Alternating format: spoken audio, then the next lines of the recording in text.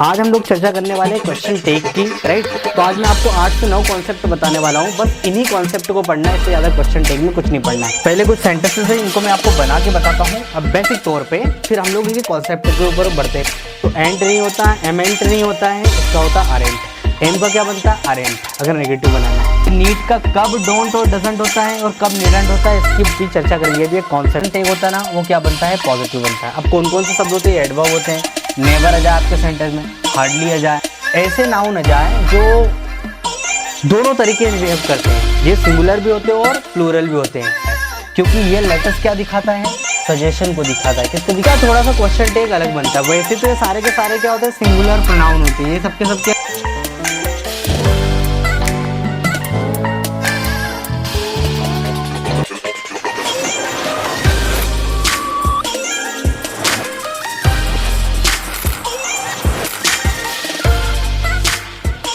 A very warm good evening to all of you. Once again welcome you to my YouTube channel RDK English. I hope you all are doing well. आज का topic बहुत ही interesting होने वाला है दोस्तों।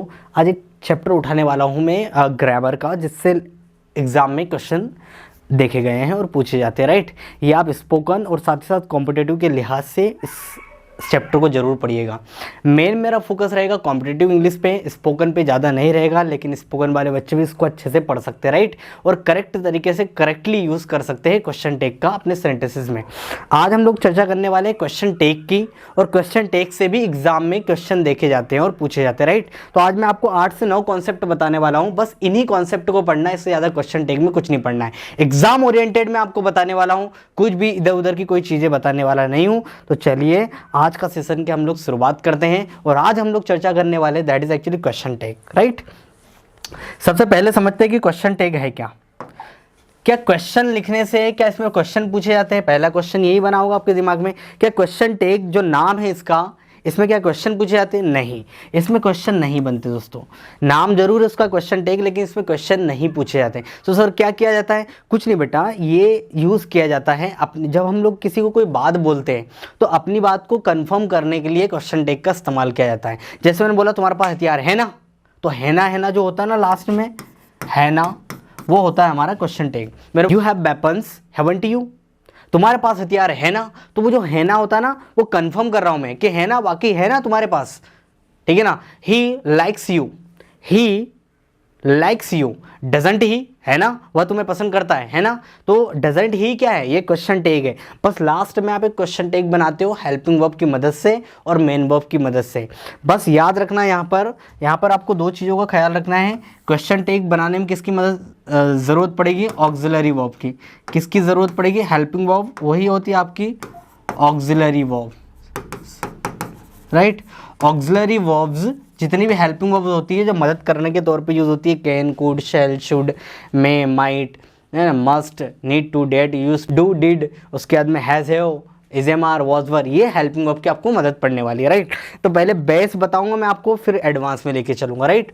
तो सबसे पहले जरूरत पड़ेगी किसकी? आपकी हेल्पिंग वर्ब की जरूरत पड़ेगी। फिर या अगर हेल्पिंग वर्ब नहीं है तो सेंटेंस अफर्मेटिव रहेगा, तो उसमें मेन वर्ब होगी। ये टेंसेस में काम आएगा। कहाँ काम आएगा? टेंसेस, जितने भी आपके प्रेजेंट इंडेफिनिट टेंस और पास्ट इंडेफिनिट टेंस है, वहाँ तो आपका सीधा मेन वर्ब आएगी। तो आपको पता है उसमें हेल्पिंग वर्ब क्या होती है? डू, डज और डिड होती है, ठीक है ना। बाकी इधर तो आपको पता चल जाएगा, इज लिखा है, एम लिखा है, आर लिखा है, वॉज लिखा है, वर लिखा है, कैन लिखा है, तो पता चल जाएगा। लेकिन इनमें ये टेंसेस में मेन वर्ब रहेगी अफर्मेटिव सेंटेंस में, तो आपको हेल्पिंग वर्ब डू, डज या डिड का प्रयोग करना पड़ेगा। याद रखना, क्वेश्चन टेक बनाने में कभी भी नाउन के क्वेश्चन टेक नहीं बनते, नाउन का नहीं रहेगा। सिर्फ और सिर्फ किसका यूज़ किया जाएगा? प्रोनाउन का यूज़ किया जाएगा। 3 पॉइंट। सबसे पहले तो हेल्पिंग वर्ब आपकी मदद करेगी क्वेश्चन टेक बनाने में। मेन वर्ब अफर्मेटिव सेंटेंस में रहेगी, तो हेल्पिंग वर्ब क्या लगाना? डू, डिड, डू, डज और डिड। और फिर आपको क्वेश्चन टेक में जब लास्ट में आप लिखते हो ना, aren't he, aren't she, aren't they, तो वहाँ पर आपको प्रोनाउन की ज़रूरत पड़ेगी, नाउन की ज़रूरत नहीं है। नाउन से नहीं बनते आपके। जैसे अगर ऐसा जाता है, Ram is a good boy, good boy, तो ये मत सोचना मैं ऐसा कर दूँ इजंट राम, ये गलत हो जाएगा। राम का नहीं, राम के लिए आपके प्रोनाउन क्या लगाना पड़ेगा? ही का प्रयोग करना पड़ेगा, राइट। तो मतलब प्रोनाउन की ज़रूरत पड़ती है क्वेश्चन टेक में। चलिए कुछ इसके कॉन्सेप्ट को समझते हैं हम लोग। पहले कुछ सेंटेंसेस है, इनको मैं आपको बना के बताता हूँ अब बेसिक तौर पे, फिर हम लोग इनके कॉन्सेप्ट के ऊपर बढ़ते हैं। कुछ सेंटेंसेस इसको बना के बताता हूँ। आई एम योर फ्रेंड, तो आप इसका क्या बनाते हो? Aren't I. I am your friend aren't I. इसका क्वेश्चन टेक क्या बनेगा भैया? एम का, ये जो एम आपकी हेल्पिंग वर्ब होती है, नहीं इसको आप बोलोगे हेल्पिंग वर्ब नहीं बोलोगे, इसको ऑक्सिलरी वर्ब भी नहीं बोलोगे, इसको मेन वर्ब बोलोगे। ये क्या है आपकी? Main verb. हेल्पिंग वर्ब यहाँ पर नहीं है बेटा, ये मेन वर्ब है, राइट। तो इसका जो क्वेश्चन टेक बनेगा, एम का जो होता है वो क्या बन जाता है? इसका ना तो एमेंट बनता है ना एंट बनता है, इसका बनता है बेटा आरेंट। याद रखना हाँ, एम का जो रहेगा वो आरेंट बनता है, जैसे आर का बनता है ना आरेंट, उसी प्रकार एम का भी आरेंट बनता है, एंट या एम्प्ट नहीं बनता। ये अगर आपने कहीं सुन रखा है तो ये बेटा फिल्मों में चलता है, और रिटन इंग्लिश में इनका कोई वेटेज नहीं होता। चाहे तो आप स्पोकन में भी आरेंट यूज़ करो, एंट यूज़ मत करो, that would be correct for you, right. तो एंट नहीं होता है, एमेंट नहीं होता है, इसका होता है आरेंट। एम का क्या बनता है? आरेंट, अगर नेगेटिव बनाना है। सी इज़ ब्यूटीफुल गर्ल, तो आप जाएगा, इसका क्या जाएगा? Isn't she. बस ये करना है। यहाँ पर हेल्पिंग वर्ब मतलब जिसको हम बोल रहे हैं मेन वर्ब बोल रहे हैं, मेन वर्ब और सब्जेक्ट को इस तरीके से लिखना है। अगर ये सेंटेंस आपके पॉजिटिव है तो ये क्या बन जाएगा? नेगेटिव बनेगा। और ये सेंटेंस अगर नेगेटिव है तो ये क्या बन जाएगा? पॉजिटिव। ठीक है ना। अगला सेंटेंस देखो, दे वर हैप्पी, वे खुश थे, दे वर हैप्पी। अब यहाँ पे मेन वर्ब क्या है आपकी? यही मम्मी पापा दादा दादा सब यही है, मेन वर्ब ही है यहाँ पर। हाँ, हेल्पिंग वर्ब तब होगी जब आगे मेन वर्ब दी रहे। तो ये आपका सब्जेक्ट है, ये आपकी मेन वर्ब है वर, ठीक है ना, जो स्टेट को दिखा रही है। दे वर हैप्पी, तो आप क्या करोगे? वर का क्या हो जाता है? वरेंट दे, और ये क्वेश्चन मार्क, वरेंट दे, ठीक है ना। दे आर हार्ड वर्किंग, वह बहुत मेहनती है।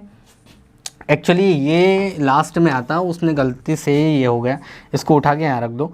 दे आर हार्ड वर्किंग, तो क्या जाएगा? आरेंट दे बन गया क्वेश्चन टेक।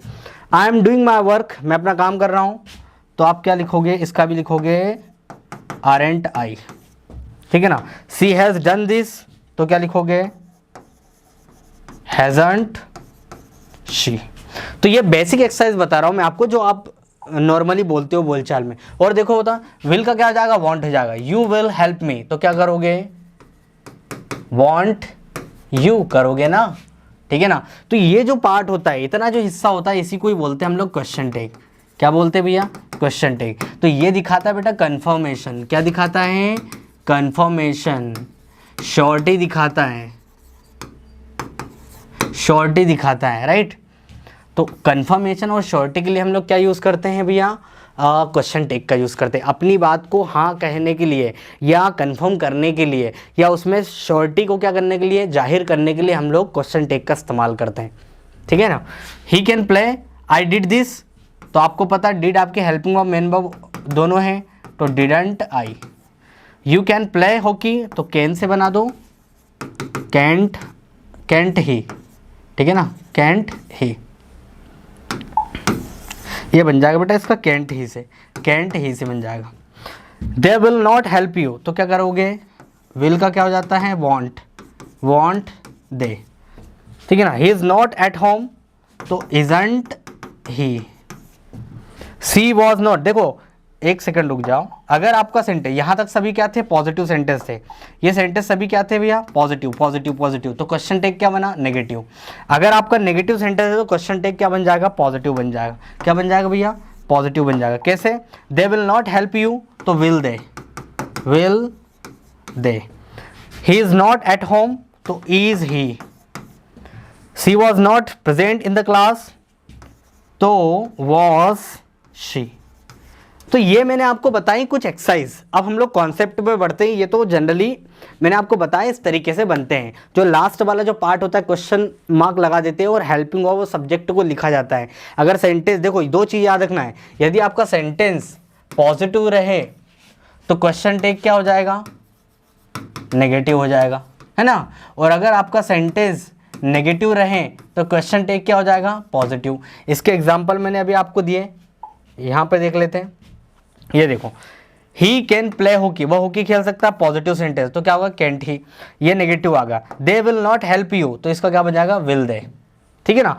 तो याद रखना ये बात है विशेष तौर पे।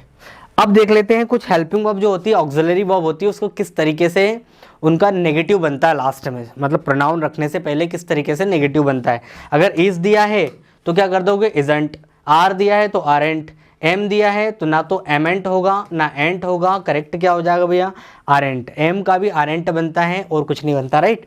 वॉज का जाएगा वॉजेंट, वर का जाएगा वरेंट, ठीक है ना। हैव का हैवेंट, हैज़ का हैजेंट और हेड का हेडेंट, ठीक है ना। ये हेल्पिंग वर्ब मतलब ऑक्सिलरी वर्ब के तौर पे। कुछ मॉडल वर्ब का भी बदलता है। विल का आ जाएगा तो वांट कर दोगे, वुड का जाएगा तो वुडंट कर दोगे, कुड का जाएगा तो कुडंट कर दोगे, कुड दी रहेगी तो कुडंट, शुड का शुडंट, नीड का नीडंट भी होता है और डोंट और डजंट भी होता है। ये नीड का कब डोंट और डजंट होता है और कब नीडंट होता है इसकी भी चर्चा करेंगे, ये भी एक कॉन्सेप्ट है, राइट। यूज टू का क्या जाएगा, डिडंट, क्योंकि यूज टू में हम लोग क्या करते हैं, सिंपल पास्ट टेंस ही होता है, वो आपका हैबिट को दिखाता है, तो इसमें हमेशा क्या बनता है, डिडंट। मस्ट रहेगा तो क्या कर दोगे, मस्टेंट, मस्टेंट। उसके बाद में ought to plus not, ought to plus not, oughtn't, oughtn't. हाँ, बाकी तो फ्रिक्वेंटली हम लोग बोलते नहीं, इनका भी बन जाता है। तो ये समझ में आ गया इतना बेसिक आपको। अब आगे बढ़ते हैं हम लोग, राइट। पहला कॉन्सेप्ट है, देखो भैया मैं आपको छोटी मोटी चीज़ नहीं बता रहा हूँ, अभी जो शुरू में बताई थी वो सबको आती है, बहुत सारे बच्चों को वो आती है। एम का आरेंट कर लेते हो, आर का आरेंट कर लेते हो, इसका एजेंट कर लेते हो, वर का वरेंट कर लेते हो, कुड का कुडेंट कर लेते हो, वो बेसिक चीज़ सबको पता है। अब हम लोग कॉन्सेप्ट पे फोकस कर रहे हैं और इन कॉन्सेप्ट को आपने अगर समझ लिया तो क्वेश्चन टेक में आपको दिक्कत नहीं होगी। तो पहला क्वेश्चन टेक क्या है, अब कॉन्सेप्ट नंबर 1 क्या बोलता है, कुछ वर्ड्स ऐसे होते हैं जो अपने आप में नेगेटिव होते हैं और उनका जो क्वेश्चन टैग होता है ना वो क्या बनता है, पॉजिटिव बनता है। अब कौन कौन से शब्द होते हैं, एडवर्ब होते हैं। नेवर आ जाए आपके सेंटेंस में, हार्डली आ जाए, स्कार्सली आ जाए, बेयरली आ जाए, नीदर आ जाए, सेल्डम आ जाए, लिटिल आ जाए, फ्यू आ जाए, नथिंग आ जाए और नोबडी आ जाए। अगर ये शब्द आ जाए सब्जेक्ट के बाद, या यूं कहे ये तो खुद ही सब्जेक्ट होते हैं, लेकिन ये शब्द अगर सब्जेक्ट के बाद आ जाए तो आपका क्वेश्चन टैग क्या बनेगा भैया, ये नेगेटिव होते हैं, तो क्वेश्चन टैग क्या बन जाएगा, पॉजिटिव बनेगा। कैसे सर, एग्जांपल समझाओ। देखो, ही नेवर कम्स हियर, वो यहाँ कभी नहीं आता। नेवर मतलब नेगेटिव, कभी नहीं, कभी भी नहीं मतलब जीरो, कभी भी नहीं। तो आप इसका क्वेश्चन टैग क्या बनाओगे, उसको बनाने से पहले आपको ये देखना पड़ेगा सेंटेंस कौन से टेंस का है। एसीएस लगा मतलब इंडेफिनिट टेंस, ही के साथ क्या लगाते हैं, हेल्पिंग वर्ब, डज का प्रयोग करते हैं। किसका प्रयोग करते हैं, डज का प्रयोग करते हैं। तो ये नेगेटिव, तो ये क्वेश्चन टैग क्या बन जाएगा, पॉजिटिव, डज ही। क्या बन जाएगा, डज ही। पॉजिटिव बनेगा क्योंकि नेवर लग चुका है ना, नेगेटिव ऑलरेडी हो चुका है, तो आपको क्वेश्चन टैग अब क्या बनाना है, पॉजिटिव। अगर ये नेगेटिव तो ये पॉजिटिव, अगर ये पॉजिटिव तो ये negative. He always comes here, देखो नेवर का उल्टा क्या होता है, ऑलवेज। अब ऑलवेज में पॉजिटिव सेंटेंस होता है तो फिर आप करोगे यहाँ पर डजंट, क्या करोगे भैया, डजंट ही, ये बन गया आपका पॉजिटिव। समझ आ रही बात, आराम से समझ में आ रही, आराम से समझो। ही हार्डली टेक्स टी, वो बड़ी मुश्किल से ही चाय पीता है, ना के बराबर चाय पीता, नेगेटिव है। हार्डली टेक्स आएगा यहाँ पर, टेक्स टी, तो क्या करोगे, डज ही, है ना। वो है ना, है ना, है ना क्या है, ये आपका क्वेश्चन टैग कंफर्मेशन। अरे वो बहुत मुश्किल से, बहुत कम चाय पीता, ना के बराबर चाय पीता है ना। He hardly takes tea, he hardly takes tea, does he, वो ना के बराबर चाय पीता है ना। You hardly come here, do you, है ना। तो है ना जब बोलते हो ना, कंफर्मेशन दिखाते हो ना, अपनी बात को कंफर्म करते हो ना, तब वहां पर क्वेश्चन टैग का यूज किया जाता है। ही हैज लिटिल वाटर, उसके पास थोड़ा पानी है। लिटिल भी क्या दिखाता है बेटा, नेगेटिव दिखाता है। अ लिटिल पॉजिटिव दिखाता है, लेकिन लिटिल भी सेंटेंस में क्या मीनिंग देता है, नेगेटिव देता है, ना के बराबर, zero. He has a little water, तो क्या करोगे आप। अब यहां पर याद रखना, ये जो हैज लगा है इसका हेजेंट इसका नहीं बनेगा। हेजेंट कब बनता है, जब इसके बाद में कोई मैन वर्ब आ रही है, जैसे he has gone, he has gone to market, hasn't he, आप सही है। लेकिन यहाँ पर जो हैज़ है ना, ये मेन वर्ब के तौर पे काम कर रही है, सब करता धरता यही है। ये पोजीशन दिखा रही, मेन वर्ब के तौर पे पोजीशन को दिखा रही, पोजीशन मतलब मालिकाना हक, अधिकार को दिखा रही है। तो इसका क्वेश्चन टैग जो बनेगा ना, वो डज से बनेगा, डज ही, ठीक है ना। He has little water, does he. Ram, क्योंकि ये प्रेजेंट टेंस है ना बेटा, इसलिए लगाया मैंने। राम, अभी आगे और बताऊंगा इसका। राम हैज फ्यू फ्रेंड्स, अब यहां पे क्या आएगा, डज ही, है ना। तो यहाँ पर आप देखो ये सारे शब्द क्या होता है, नेगेटिव होते हैं। ये इनका कॉन्सेप्ट मैं आगे अलग से बताऊंगा, नथिंग और नोबडी का। इनमें जो लास्ट में जो आप सब्जेक्ट लगाते हो, प्रोनाउन का यूज़ करते हो, वो कुछ अलग होता है, वहाँ पर दे का प्रयोग होता है, वो मैं आपको लास्ट में बताऊंगा। बाकी ये याद रखो कि ये शब्द सब सारे के सारे क्या होते हैं, नेगेटिव होते हैं, इसलिए इनका क्वेश्चन टेक क्या बनता है, पॉजिटिव बनता है। आगे देखते हैं, आगे बढ़ते हैं और आगे बड़ी इंटरेस्टिंग चीज, कॉन्सेप्ट नंबर 2 को देखो। सब आएगा सब आएगा सब आएगा, बस थोड़ा धैर्य रखो। कॉन्सेप्ट नंबर 2 क्या बोल रहा है, ठीक है। कॉन्सेप्ट नंबर 2 को देखो भैया, हैज हैव हैड। अभी मैंने चर्चा की थी हैज हैव हैड की। देखो हैज हैव हैड आपकी मेन वर्ब भी होती है, आपकी हेल्पिंग वर्ब भी होती है। अगर ये मेन वर्ब की तरह यूज की गई है तो भैया आप इसको प्रयोग किसका करोगे, डू डज डिड का प्रयोग करोगे, राइट। और अगर हेल्पिंग वर्ब के तौर पे यूज़ की गई तो हैजंट ही यूज़ करोगे, हैडंट ही यूज़ करोगे, ठीक है ना। ये बातें विशेष तौर पे ध्यान रखना। और हैवंट ही यूज़ करोगे। अगर आप इसको हेल्पिंग वर्ब के तौर पे इस्तेमाल करते हो, सब पता कैसे चलेगा हेल्पिंग वर्ब, बेटा परफेक्ट टेंस पढ़ा है सबने, परफेक्ट टेंस में हेल्पिंग वर्ब के तौर पे काम करती है। और आपने जो टू हैव पढ़ा होगा, है ना, मॉडल वर्ब पढ़ी होगी हैज हैव, यहाँ पर ये किसके तौर पे काम करती है, मेन वर्ब के तौर पे काम करती है। मॉडल तो अलग कर दो, लेकिन I have a car, I have pen, I had a pen, ये सारी मेन वर्ब होती है। और इनका जो क्वेश्चन टेक होता है ना, टेंस के अनुसार बनता है। भाई I have a car present tense है तो डू डज का प्रयोग करूंगा। अब यहाँ पर देखो जरा, विशेष तौर पर ध्यान देना इस चीज़ को। ही हैज़ अ कार, उसके पास क्या है, कार है। अब बताओ ये जो है यहाँ पर हेल्पिंग वर्ब है कि मेन वर्ब है, ये बेटा यहाँ पर मेन वर्ब है ना। अगर आपने रटा है हेल्पिंग वर्ब तो गलत करके आओ क्वेश्चन टेक। और अगर आपको पता है कि यही मेन वर्ब, करता धरता यही है, माता पिता सब यही है, सब कुछ यही कर रही है, ये मेन वर्ब के तौर पे पोजीशन को दिखा रही है। किसको दिखा रही है, अधिकार को दिखा रही है मेन वर्ब के तौर पे। तो ये प्रेजेंट टेंस है आपका, उसके पास कार है, तो आप क्या करोगे, ही हैज़ अ कार। अब आपको पता है प्रेजेंट टेंस में डू डज लगाते हैं, डू किसके साथ लगाते हैं और डज किसके साथ लगाते हैं, ही के साथ तो डज ही आता है, तो डजंट ही क्या बन जाएगा, डजंट ही, ठीक है ना, ये बन गया। ही हैज़ अ कार, डजंट ही, उसके पास कार है ना। ही हैज़ अ, अब देखो परफेक्ट टेंस, अब आएगी helping verb. He has got a job, उसे जॉब मिल गई। अब उसे जॉब मिल गई तो देखो ये मेन वर्ब है थर्ड फॉर्म में, और अब इसको बोलोगे आप helping verb.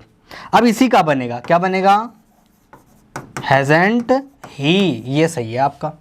He has a car, doesn't he, and he has got a job, that is hasn't he. और देख लेते example, she had done that work, उसने उस काम को किया। देखो ये थर्ड फॉर्म है और ये हेल्पिंग वर्ब, मेन वर्ब से पहले आएगी तो हेल्पिंग वर्ब कहलाएगी। तो क्या करोगे, hadn't she,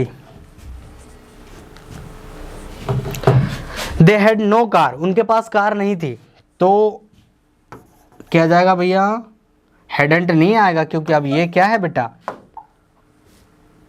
उनके पास कार नहीं थी, तो सेकंड फॉर्म में है, ये सेकंड फॉर्म में, तो सिंपल पास्ट टेंस लगाओगे डिड दे, क्या लगाओगे, डिड दे, क्योंकि आपका सेंटेंस नेगेटिव है ना, तो क्वेश्चन टेक पॉजिटिव बनेगा। आई होप मेरा पॉइंट इतना क्लियर हो गया होगा। दूसरे कॉन्सेप्ट और तीसरे कॉन्सेप्ट की ओर बढ़ते हैं। तीसरा कॉन्सेप्ट है some nouns are both singular and plural. कुछ नाउन ऐसे होते हैं दोस्तों जो दोनों तरीके से बिहेव करते हैं, सिंगुलर भी होते हैं और प्लूरल भी होते हैं, राइट। तो डिपेंड करता है इनको यूज़ कैसे करेंगे। और ये कुछ आपके ऐसे नाउन है, कुछ नाउन ऐसे होते हैं जो सिंगुलर प्लूरल दोनों होते हैं। तो आपको सेंटेंस को अच्छे से पढ़ना है, सेंटेंस में उसको समझना है, मीनिंग को समझना है कि इसमें प्लूरल मीनिंग है कि सिंगुलर मीनिंग है, राइट। जैसे जूरी होता है जजों का ग्रुप, टीम प्लेयर हो जाता, मॉब भीड़ को बोलते हैं, क्राउड भी भीड़ होती है, पार्लियामेंट जो लोग ओल्ड वाइज पीपल जो संसद में बैठते हैं उनको बोलते हैं, उनके ग्रुप को बोलते हैं पार्लियामेंट, राइट। कमेटी तो पता है, कोई भी सोसाइटी में कमेटी बनाते हैं सोसाइटी का ध्यान रखने के लिए, ये लोगों का ग्रुप होता है, पर्टिकुलर कोई मुद्दे पे बात करते हैं, है ना। हर शहर मोहल्ले में कमेटी होती है। पैनल बोर्ड होता है ना, ये एक प्रकार से वकीलों का ही होता है, एक प्रकार से जजों का ही होता है पैनल बोर्ड ऑफ डायरेक्टर होता है, डायरेक्टरों का क्या होता है, एक बोर्ड होता है। काउंसिल भी वही होती है ना, मेंबर ऑफ काउंसिल, कमेटी के सदस्य। तो अगर ये आपके ऐसे नाउन आ जाए जो दोनों तरीके से बिहेव करते हैं, ये सिंगुलर भी होते हैं और प्लूरल भी होते हैं। अब ये सिंगुलर कब होते हैं बेटा, जब तक सबका मत एक ही होगा, सब जुड़े हुए रहेंगे, सब एक ही बात पे सहमत होंगे और सब एक ही मतलब अपना अगर कोई मुद्दे पे अपनी बात सुना रहे हैं और सबका पॉइंट उस मुद्दे पे एक ही रहेगा तो वो सिंगुलर होगा। यूं कहे कि अगर ये जुड़े रहेंगे, पेयर में रहेंगे, तो ये क्या माने जाएंगे? सिंगुलर। जैसे इनमें डिवाइड हुआ कुछ ना कुछ डिवाइड हुआ तो ये बन जाएंगे प्लूरल। इतनी बात समझ में आई? जब तक ये जुड़े हुए हैं ये सिंगुलर माने जाएंगे, अगर इसमें डिवाइडेशन का कोई बोध होता है तो ये बन जाएंगे प्लूरल। सर कैसे? उदाहरण के तौर पे देखो, यहाँ पर इज नहीं आएगा, यहाँ पर आर कर लो, है ना, are. The team is ready to play.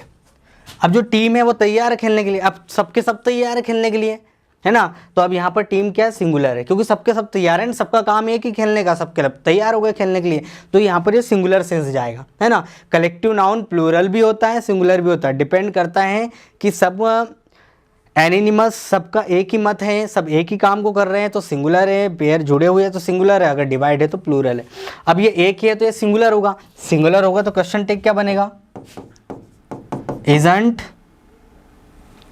Isn't it. Team के लिए तो इट ही लगाऊंगा मैं। The team is ready to play, isn't it, क्योंकि ये पॉजिटिव सेंटेंस है तो क्वेश्चन टेक क्या बनेगा? नेगेटिव। हाँ, अब टीम भैया कलेक्टिव नाउन है, एक प्रकार से मैं टीम की बात कर रहा हूँ, मेंबर की बात नहीं कर रहा हूँ, तो मेंबर की बात नहीं कर रहा हूँ, इसलिए मैं क्या लगाऊंगा? प्रोनाउन इट का प्रयोग करूंगा, दे का प्रयोग नहीं करूंगा, right. The team are fighting to one another. अब जो टीम है एक दूसरे से लड़ रही, अब यहाँ पर द टीम है ना, ये टीम की बात नहीं हो रही, यहाँ पर अभी ये मेंबर को रिप्रेजेंट कर रहा है। किसको रिप्रेजेंट कर रहा है? उनके प्लेयरों को रिप्रेजेंट कर रहा है। अब प्लेयर एक तो होगा नहीं, 11 होंगे और आपस में लड़ रहे होंगे, प्लूरल सेंस जा रहा है, तो अब आपको लगाना पड़ेगा यहाँ पर आरेंट दे, ठीक है ना। अब दे किसके लिए? उन प्लेयरों के लिए। तो the team are fighting to one another, team एक दूसरे से लड़ रही है, मतलब मेंबर लड़ रहे हैं, आरेंट दे, ये बन जाएगा आपका क्वेश्चन टेक। समझ आ रहा है भैया? यहाँ लिखा हुआ उसको मत देखो, इसका सेंस को समझो भैया। यहाँ पर देखो, यहाँ पर सेंस जो है ना, द टीम किसको रिप्रेजेंट कर रही है? प्लूरल, मेंबर को रिप्रेजेंट कर ले, इसलिए आरेंट दे लिखा मैंने आपको वहाँ पर। द मॉब, तो हाँ मैं समझा रहा था, द मॉब किल्ड द जज। तो मॉब ने क्या करा? जज को मार दिया। अब मॉब, सबका काम एक ही होगा मारने का, सब एक साथ दौड़े होंगे, सब ने एक ही काम किया मारने का। अब बताओ ये सिंगुलर है कि प्लूरल? अब यहाँ पर जो मॉब है ना बेटा, पूरा क्राउड को क्या कर रही है? वो रिप्रेजेंट कर रही है पूरी भीड़ को, और वो सिंगुलर है, तो क्या जाएगा भैया? यहाँ पर सेकंड फॉर्म लगा किल्ड, तो हेल्पिंग वर्ब क्या जाएगी? डिड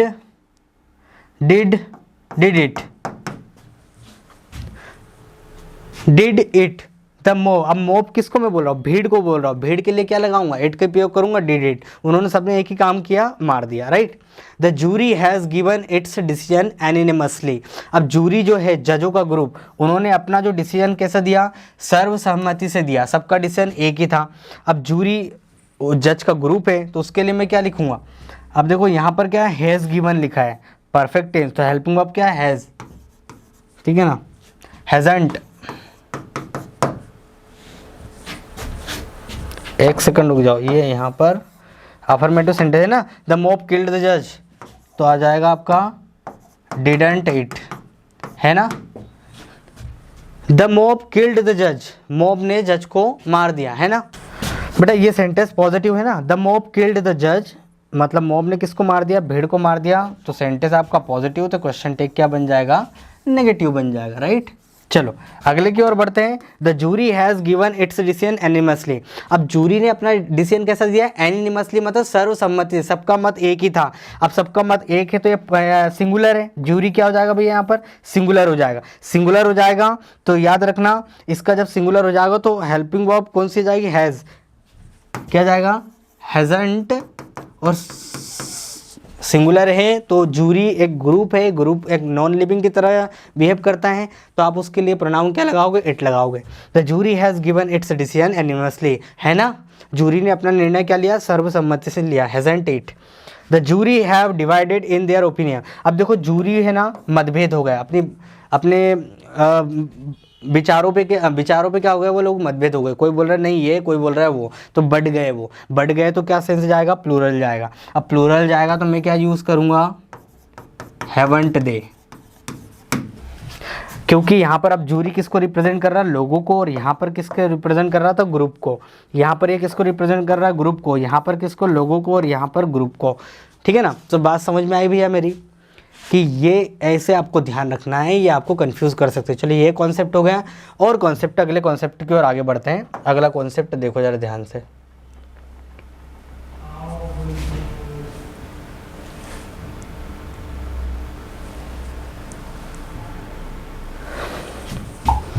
अगला कॉन्सेप्ट है concept number 4।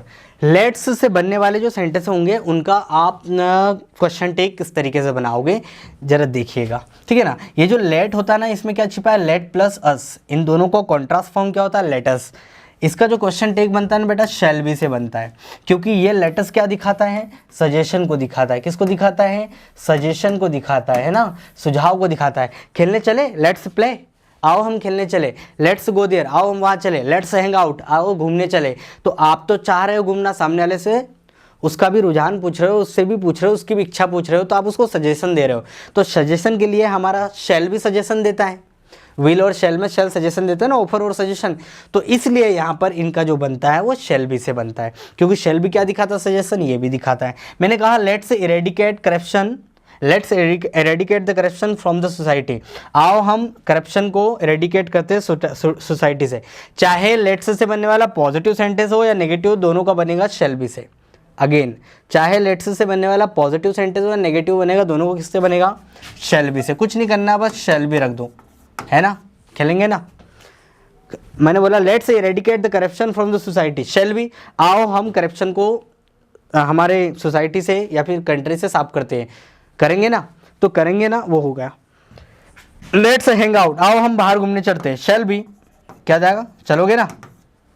Let's cook food, shall we, पकाओगे ना, चलो पकाते हैं या पकाओगे, चलो पकाते हैं, ये सेंस ज़्यादा बेहतर रहेगा।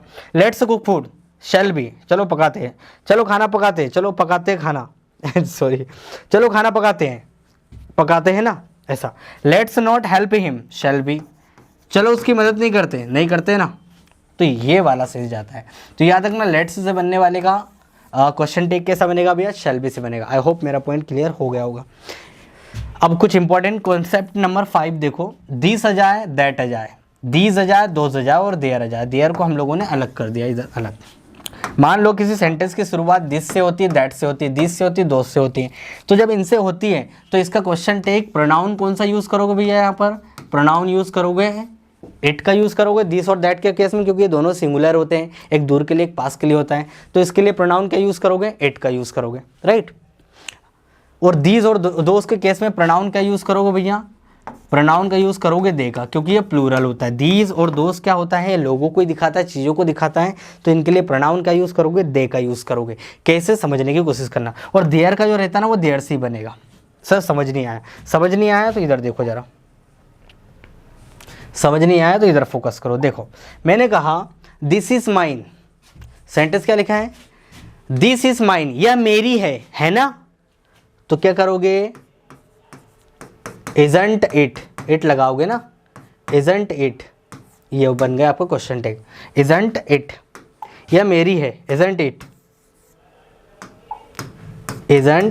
क्योंकि दिस आपका सिंगुलर होता है, तो इसके लिए प्रोनाउन क्या यूज करोगे, इट का यूज करोगे। This is mine, isn't it, that is mine, isn't it, ठीक है ना। This is my book, isn't it, this is my mobile, isn't it, this is your camera, isn't it. तो इसका it से बनेगा, right. दूसरा, this is a useful book, यह बहुत ही उपयोगी किताब है। तो क्या करोगे, इजंट इट, है ना, यह बहुत ही उपयोगी किताब है ना। तो है ना, इस तरीके से बनाओगे। दिस और दैट के केस में इट का प्रयोग करोगे, क्योंकि सेंटेंस आपका अफर्मेटिव, तो मैंने नेगेटिव बना दिया, right. These are useful books, ये बहुत ही उपयोगी किताब है। अब आएगा भैया आरेंट दे, किताबों के लिए भी दे लगाओगे ना आप, चाहे नॉन लिविंग हो या लिविंग हो, सबके लिए दे का प्रयोग करोगे। These are useful books aren't they, ये बहुत ही उपयोगी किताब है ना। तो those are criminals aren't they, वे अपराधी है ना। तो आरेंट दे, ये इस तरीके से यूज करोगे भैया, आरेंट दे, है ना, वे अपराधी है ना। इधर देख लो, है ना। आगे देखते हैं, देखो ये हो गया, दोज आर क्रिमिनल्स हो गया। देयर आर मेनी बुक्स, अब देखो देयर जो लिखा हुआ है ना, देयर का देयर ही बनेगा, तो आप करोगे आरेंट देयर, बस। अगर देयर से शुरुआत हो तो देयर का देयर ही रहेगा आपका, बाकी सब दिस दैट दोज हो तो भैया आपको क्या करेंगे, दिस दैट के चक्कर में आप और कुछ मत लगा देना, इट का प्रयोग करोगे। जो दिस दैट है ना उसमें क्या इसका प्रयोग करोगे, इट का प्रयोग करोगे। तो मैं क्या कह रहा था, मेमोरी कार्ड फुल हो गई थी उसके लिए माफ़ी चाहता हूँ। दीज और दोस में क्या लगाओगे आप, प्रोनाउन दे का प्रयोग करोगे और जो भी हेल्पिंग हो रहेगी अकॉर्डिंग टू द सेंटेंस आप वो अप्लाई कर दोगे।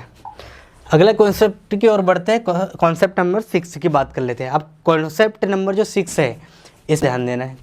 कॉन्सेप्ट नंबर 6 की बात कर लेते हैं, ठीक है।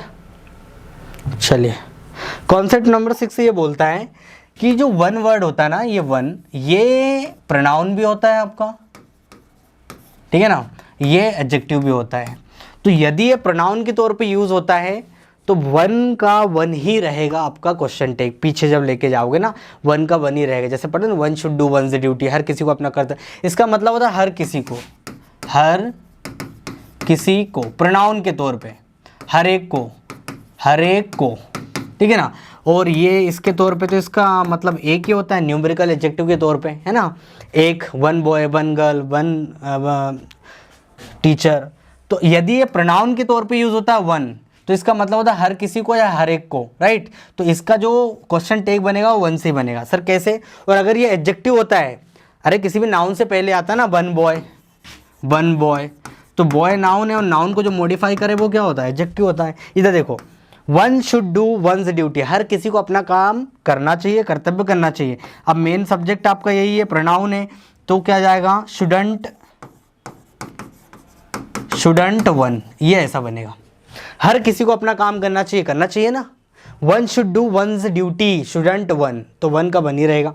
One must this on daily basis, हर किसी को ये अपने डेली बेसिस पे करना चाहिए, तो आप मस्ट का क्या आ जाएगा, मस्टंट वन, है ना, क्या जाएगा भैया,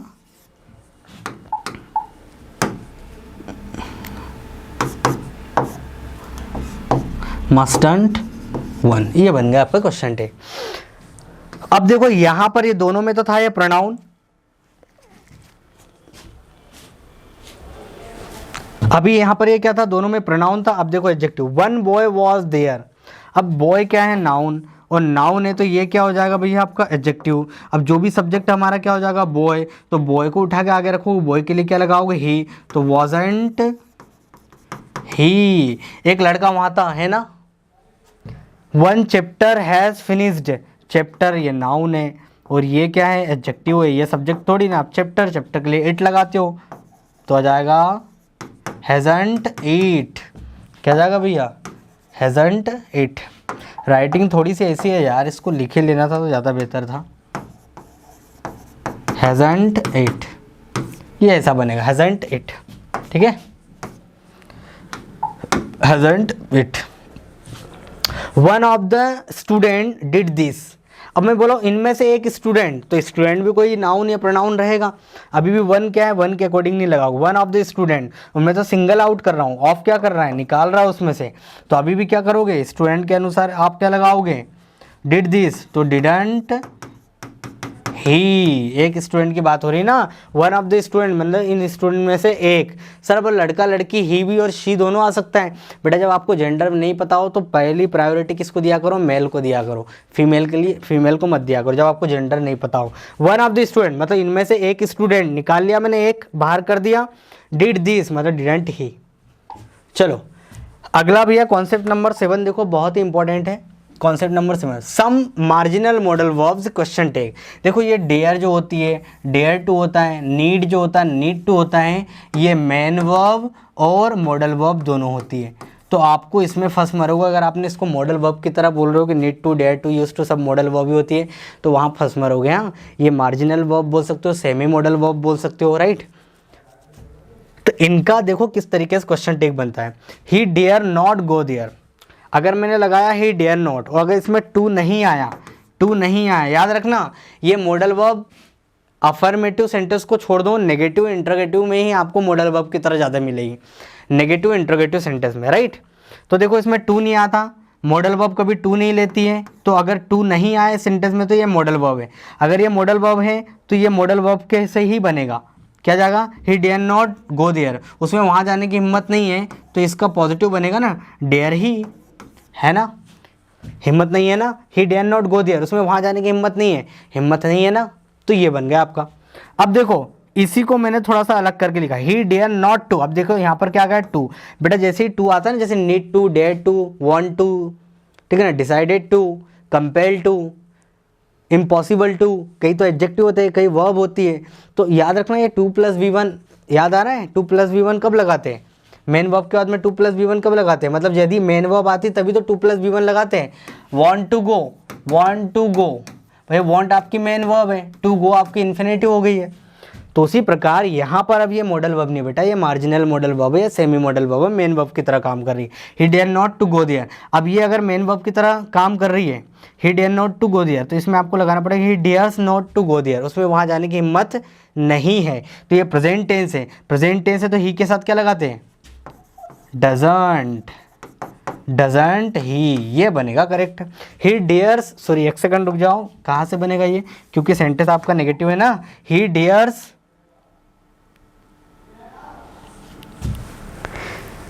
हाँ जी, he dares not to go there, अगर एक सेकंड रुक जाओ, ये इसको ऐसे ही रहने देते हैं हम लोग। हाँ, he dare not to go there, he dare not to go there, तो ये आपकी क्या है भैया, टू आ रहा है इसमें, तो ये आपकी मार्जिनल मॉडल वर्ब है, तो इसका बनना चाहिए डजंट ही, डजंट ही से बनेगा। एक्चुअली ये सेंटेंस को ऐसा होना था, he does not dare to go there, ये ऐसा होना था, ये ऐसा होना था। तो हम यहाँ क्वेश्चन टेक क्या बनाते हैं, डज ही, क्या बनाते हैं, डज ही, ये इस तरीके से क्वेश्चन होना था। देखो he dare not to go there, he dare, ये मेन वर्ब की तरह यूज हो रही है और ये इधर मॉडल वर्ब की तरह यूज हो रही है, तो इसका बनेगा डेयर, सॉरी डज ही बनेगा ना, क्योंकि ये मेन वर्ब है ना भैया। मेन वर्ब कौन से टेंस में आती है, इंडेफिनिट टेंस में। एक्चुअली ये सेंटेंस को ऐसा होना था, he does not dare to go there, फिर क्या करते हो आप, डज ही, ये तो यहाँ पर इसको ऐसा कर सकते हो आप, तो ज़्यादा बेहतर रहेगा। ही नीड्स प्रैक्टिस, अब यहाँ पर ये मेन वर्ब है भैया, नीड्स ज़रूरत है ना, किसकी ज़रूरत है, प्रैक्टिस की। अब ये इंडेफिनिट टेंस है, इंडेफिनिट टेंस है तो क्या करूँगा, डजंट ही, नहीं है ना, ये अफर्मेटिव है तो वो नेगेटिव बन जाएगा। They need to do this, उनको यह करने की ज़रूरत है, they need to do this, तो अभी भी क्या बनेगा, do they, sorry don't they, negative बनेगा ना, ये तो पॉजिटिव, तो ये क्या बन जाएगा, डोंट दे। क्योंकि बेटा देखो टू आया तो समझ जाना मार्जिनल मॉडल वर्ब, मतलब मेन वर्ब की तरह बिहेव करेगा, अगर टू नहीं है तो वो मॉडल वर्ब की तरह बिहेव करेगी। जैसे आई नीड नॉट टॉक हर, अब यहाँ पर ये मॉडल वर्ब है, ये मॉडल वर्ब है, यहाँ पर ये क्या थी, मेन वर्ब, यहाँ पर ये क्या थी, मेन वर्ब, यहाँ पर ये क्या थी, मॉडल वर्ब, ठीक है ना। अब यहाँ पर ये भैया है main verb, sorry modal verb, modal verb, इसको देखो मेन और मॉडल दोनों एक जैसे दिख रहे हैं, मॉडल वर्ब, मॉडल वर्ब। अब इसका बनेगा बेटा need he, sorry need I, subject क्या है हमारा, आई, तो बस ऐसा कर दो, नीड आई, ये हो गया। I need not talk to her, मुझे उससे बात करने की ज़रूरत नहीं, हिंदी वैसे ही जाता है, I need not talk to her, तो जाएगा नीड आई। समझ आएगा भैया। अगर ये मॉडल वर्ब की तरह यूज़ हो रही है तो मॉडल वर्ब लिखोगे आप क्वेश्चन टेक में, अगर ये मेन वर्ब की तरह यूज़ हो रही है तो डू डस का प्रयोग करना पड़ेगा आपको, चाहे डू डस लगा हो या नहीं लगा हो, बस देख लेना टू आ रहा तो आपको डू डस के साथ जाना पड़ेगा। समझ में आ गई इतनी बातें। चलो आगे बढ़ते हैं और आगे हम लोग चलते हैं एक बहुत ही बेहतरीन कॉन्सेप्ट के ऊपर। कॉन्सेप्ट नंबर 8 देख लो। आपके ये शब्द में शुरू में बताया, जिनको लास्ट में बताऊंगा। Everyone, everybody, anyone, somebody, someone, everything, something, nothing वगैरह वगैरह। इनका थोड़ा सा क्वेश्चन टेक अलग बनता है। वैसे तो ये सारे के सारे क्या होते हैं, सिंगुलर प्रोनाउन होते हैं। ये सब के सब क्या है, सिंगुलर प्रोनाउन है। नाउन की जगह यूज़ होते हैं ना प्रोनाउन, ये सब क्या है, सिंगुलर प्रोनाउन है ना भैया। ये नाउन के स्थान पर यूज़ होते हैं। याद आ रहा है, इंडेफिनेट प्रोनाउन के तौर पे हम लोगों ने पढ़े थे, याद आ रहा है, बहुत पहले पढ़े थे, 1 साल पहले। मैं फिर से नाउन का मास्टर क्लास लाने वाला हूँ, जिसमें अच्छे से नाउन को समझाने वाला हूँ इस बार। तो ये सारे के सारे प्रोनाउन होते हैं। ये आइडिया के लिए लगाते हो हम, या थिंग के लिए लगाते हो, है ना। ये पर्सन के लिए लगाते हो। किसके लिए लगाते हो भैया, ये ये आप लगाते हो किसी पर्सन के लिए लगाते हो। तो वैसे तो ये सब सिंगुलर होते हैं, वैसे तो ये सब सिंगुलर होते हैं, इनको हटा दो, ये चीज़ और वस्तु के लिए लगाते तो ये तो हमेशा सिंगुलर रहेंगे। आइडिया और वस्तु के लिए लगाते हो तो हमेशा क्या लगाते हो, ये सिंगुलर रहेंगे। अगर ये आप आइडिया और वस्तु के लिए लगाते हो समथिंग, नथिंग, एनीथिंग वगैरह वगैरह, तो ये हमेशा सिंगुलर रहेंगे। लेकिन इनमें थोड़ी सी पिक्चर उलझ जाएगी भैया, क्योंकि ये तो होते हैं सिंगुलर, लेकिन क्वेश्चन टैग में इनके लिए जो सब्जेक्ट होता है ना, वो खतरनाक क्या लिखा जाएगा, दे का प्रयोग किया जाएगा। ठीक है ना। कैसे, somebody should do this work, किसी को यह काम करना चाहिए, करना चाहिए ना। तो यहाँ पर आप अगर सोच रहे हो कि इसको सर शुडंट समबडी कर दूँ या ही कर दूँ, तो ये गलत हो जाएगा। आपको करना पड़ेगा बेटा, यहाँ पर आपको दे लिखना पड़ेगा। क्यों लिखना पड़ेगा सर, कारण क्या है बेटा, ये जो एवरीवन, एवरीबडी, एनीवन, समबडी है ना, ये क्वेश्चन टैग में ये प्लूरल को रिप्रेजेंट करते हैं। जब इसमें हम किसकी बात करते हैं, पर्सन की बात करते हैं ना, तो जब पर्सन की बात करते हैं तो ये प्लूरल को रिप्रेजेंट करता है, किसमें, क्वेश्चन टैग में। वैसे तो ये सिंगुलर ही होता है, वैसे तो ये क्या होता है, सिंगुलर ही होता है, सिंगुलर ही होता है, वैसे तो ये क्या होता है, सिंगुलर ही होता है। लेकिन क्वेश्चन टैग के मामले में ये किसको रिप्रेजेंट करता है, पर्सन। जब पर्सन की बात आती है, पर्सन, ये सब पर्सन के लिए यूज़ होंगे, तो पर्सन के लिए यूज़ होंगे तो ये प्लूरल पर्सन को रिप्रेजेंट करेगा। प्लूरल मतलब पर्सन क्या, पीपल को रिप्रेजेंट करेगा, मतलब पर्सन मतलब एक से ज़्यादा, तो वो पीपल हो जाएंगे, तो पीपल को रिप्रेजेंट करेगा। समझ गए, इसलिए दे लगाते हैं, क्योंकि ये प्लूरल पीपल को रिप्रेजेंट करता है, प्लूरल सेंस में या प्लूरल को रिप्रेजेंट करता है। इसलिए किसके केस में, पर्सन के केस में प्लूरल को रिप्रेजेंट करता है। somebody हैज़ डन दिस, तो क्या जाएगा, हैज़ंट दे, उन्होंने किया है ना। somebody stole my purse, किसी ने मेरा पर्स चुराया, तो क्या जाएगा भैया, स्टोल। सेकंड फॉर्म में तो हेल्पिंग वर्ब क्या आएगी, didn't they. nobody was present there, अब देखो nobody अपने आप में नेगेटिव होता है बेटा, याद रखना, ये nobody अपने आप में नेगेटिव होता है, तो क्वेश्चन टैग क्या बनेगा, positive. nobody was present there, तो आप यहाँ पर अब was लगाया तो आपका मन कर रहा होगा कि मैं यहाँ पर क्या कर दूँ, wasn't ही कर दूँ या wasn't दे कर दूँ, तो वो गलत हो जाएगा। आपको ना तो ही नहीं करना है बेटा, यहाँ पर आपको यहाँ पर क्या करना है, याद रखना, इसका जो क्वेश्चन टैग होता है ना, ये प्लूरल ही जाता है। और हेल्पिंग वर्ब भी क्या होगी, प्लूरल होगी। भले यहाँ पर लगी हो, आपको करना पड़ेगा, हेल्पिंग वर्ब क्या हो जाएगी, प्लूरल हो जाएगी। अभी तो देख लो ये नेगेटिव है, तो आपको करना पड़ेगा वर दे। क्या करना पड़ेगा, वर दे का प्रयोग करना पड़ेगा, सिंपल। एवरीवन वॉज देयर, हर कोई वहाँ था, तो सिंपल सी बात है, वर दे,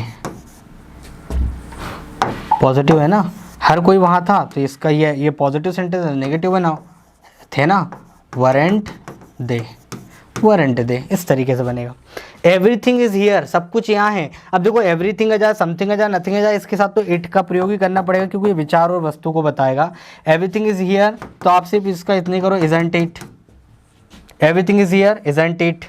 something was in your pocket, wasn't it। Nothing negative होता है, तो क्वेश्चन टैग क्या बनेगा, positive. Nothing is far from the truth, कुछ भी सच्चाई से दूर नहीं है, तो आप क्या करोगे भैया, इज इट, ये बनेगा।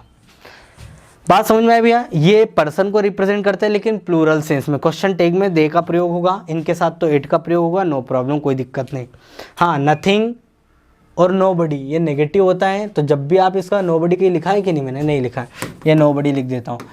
हाँ जी, जब नथिंग आएगा तो ऑलरेडी सेंटेंस नेगेटिव है, तो अफर्मेटिव बना देना आप क्वेश्चन टैग, और नोबडी आएगा तो ऑलरेडी आप नेगेटिव सेंटेंस में है नोबडी, तो आप क्वेश्चन टैग क्या बना दोगे भैया, पॉजिटिव बना दोगे। ये दिख तो रहा है ना, राइटिंग ऐसी आती नहीं, तो जैसे रेगिस्तान में चील कौवे उड़ रहे।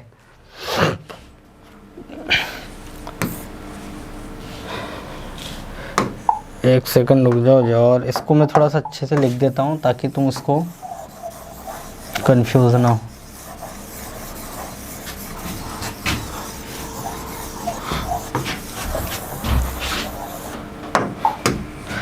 somebody should do this, तो क्या करोगे, shouldn't they. somebody has done this, फिर से लिख रहा हूँ इसको, हाँ हैज़ आया ना,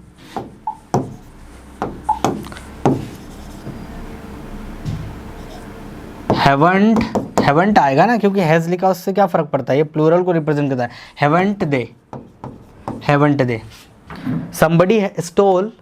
somebody stole my pen, किसी ने मेरे पेन चुराया, तो did they। एक सेकंड रुक जाओ, somebody किसी ने मेरे पेन चुराया, तो didn't they लिखो ना भैया, didn't they, ठीक है ना। nobody was present, ये नेगेटिव है तो क्या आ जाएगा,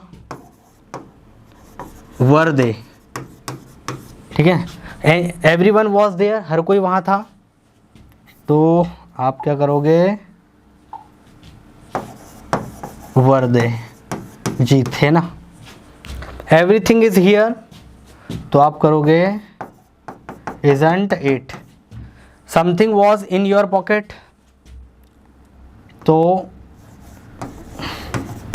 wasn't it। और nothing is far from the truth, तो is it। समझ में आ रहा है, अब दिख रहा है सब ठीक है। अगले कॉन्सेप्ट की ओर बढ़ते हैं, लास्ट वाला कॉन्सेप्ट है, if the sentence start from the imperative sentence. अगर आपका सेंटेंस की शुरुआत हो रही है तो भैया विशेष तौर पे आपको याद रखना है, इंपरेटिव सेंटेंस में आप जनरली क्या देते हो, ऑर्डर, रिक्वेस्ट, कमांड देते हो, एडवाइस देते हो, सजेशन देते हो। तो इसका जो क्वेश्चन टैग बनेगा विल यू, वांट यू से बन जाओ, कभी कभार वुड यू से भी बन जाता है, वुड यू भी आ जाता है। और वुड यू का यूज ज़्यादातर रिक्वेस्ट वाले सेंटेंस में ज़्यादा जाता है। कहाँ जाता है, रिक्वेस्ट वाले सेंटेंस अगर आता है तो वहाँ पर आप वुड यू का प्रयोग भी कर सकते हो। किसका प्रयोग कर सकते हो भैया, वुड यू। किस किस से बनता है, इंपरेटिव सेंटेंस तो पता है ना, यहाँ आओ, वहाँ जाओ, खाना खाओ, पानी पियो, बैठ जाओ, खड़े हो जाओ, तो ये सब इंपरेटिव आज्ञावाचक, इसमें आप ऑर्डर देते हो, रिक्वेस्ट करते हो वगैरह वगैरह। तो इनका जो क्वेश्चन टेक होता है वो विल यू, वांट यू दोनों से बन जाता है, दोनों ही लगा सकते हो। और जो रिक्वेस्ट वाले सेंटेंस है ना, उसमें आप चाहो तो वुड यू का भी यूज़ कर सकते हो, तो दोनों लगा सकते हो। रिक्वेस्ट वाला है तो वो भी टजर शांत रहे, वुड यू का प्रयोग करो। जैसे कंसल्ट द डॉक्टर, डॉक्टर से कंसल्ट करो, विल यू भी लगा सकते हो और वांट यू भी लगा सकते हो, दोनों ही करेक्ट है। और यदि आपका सेंटेंस नेगेटिव रहे तो विल यू का ज़्यादा प्रयोग किया करो बस। वैसे तो अफर्मेटिव सेंटेंस में दोनों आ सकते हैं, विल यू, वांट यू दोनों आ जाएंगे, दोनों ही सही ग्रामेटिकली। लेकिन अगर यदि आपका सेंटेंस नेगेटिव दिया है तो सिर्फ प्रयोग किसका करो, विल यू का प्रयोग करो, ज़्यादा बेहतर रहेगा, ठीक है ना। Will you. जैसे कंसल्ट द डॉक्टर, डॉक्टर से कंसल्ट करो, कराओगे ना, या कराओगे ना। डोंट गो देयर, वहाँ मत जाना, नहीं जाओगे ना, ठीक है। Please open the gate, will you, क्या जाएगा, विल यू लगाओगे आप, विल यू खोलोगे ना। कुक फूड, खाना पकाओ, विल यू पकाओगे ना। डोंट किल हिम, तो बोलाओ विल यू, नहीं मारोगे ना। या वांट यू भी कर सकते हो, कोई दिक्कत नहीं, दोनों आ सकते हैं भैया, दोनों आ सकते हैं, आपको जो जम रहा है वो लगा लो, कोई फ़र्क नहीं पड़ता। अगर ऑप्शन में दिया रहे तो दोनों में से कोई सा भी क्लिक कर देना, नो प्रॉब्लम। वांट यू, समझ गए। इंपरेटिव सेंटेंस आया तो विल यू, वांट यू दोनों से बन जाते हैं, कोई दिक्कत नहीं। रिक्वेस्ट वाला है, please give me a glass of water, please give me a glass of water. आप चाहो तो विल यू का प्रयोग करो, या सबसे अच्छा कर सकते हो आप वुड यू, दोगे ना, ठीक है भैया। तो this was all about question tag. If you have any doubt regarding to question tag, you can drop your comments in the comment box. तब तक के लिए till then keep practising, have fun, जय हिंद।